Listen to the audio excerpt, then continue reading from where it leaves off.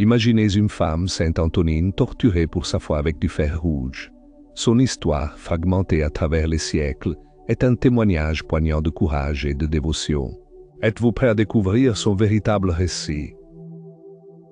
Bienvenue sur Messages divins, la chaîne qui partage les enseignements de Dieu Tout-Puissant. Si ces messages vous touchent, abonnez-vous pour ne rien manquer. Sainte Antonine de Nicée, une martyre chrétienne du IIIe siècle. Son nom, d'origine latine, signifie né avant, mais son histoire est plus complexe qu'il n'y paraît. L'histoire d'Antonine est apparue à 3 reprises dans le martyrologe romain, les premiers 4e de mai et 12e de juin, présentée à chaque fois comme une personne différente. Cette confusion a persisté pendant des siècles, alimentée par des traditions orales et des traductions imparfaites. Le nom Antonine était commun, et les récits de martyrs, souvent similaires, se sont mélangés. Comment distinguer la vérité au milieu de ces contradictions? Au VIe siècle, le cardinal César Baronio a entrepris de rationaliser les calendriers liturgiques de l'Église, à la demande du pape Clément VIII.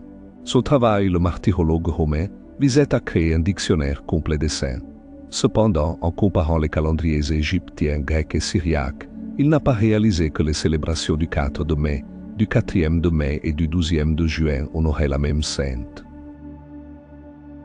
Les descriptions de son martyre variaient considérablement.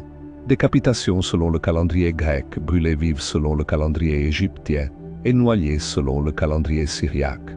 Cette diversité a semé la confusion, mais un code jéronimien du 5e siècle a finalement révélé une vérité surprenante.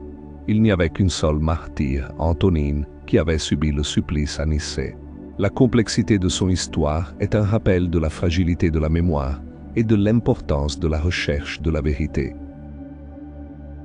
Antonine a souffert le martyre au IVe siècle, sous le règne de l'empereur Dioclétien, connu pour sa cruauté envers les chrétiens.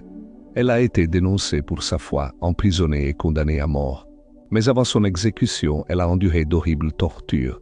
Ses mains et ses pieds ont été brûlés avec du fer rouge, une agonie indescriptible. Malgré la douleur, elle n'a pas renié sa foi.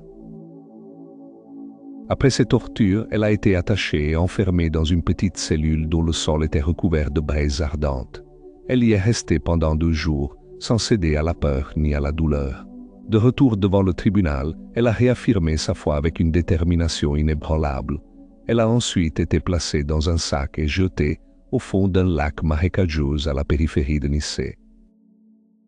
Sainte Antonine est un exemple de foi inébranlable, que son courage inspire votre propre cheminement spirituel.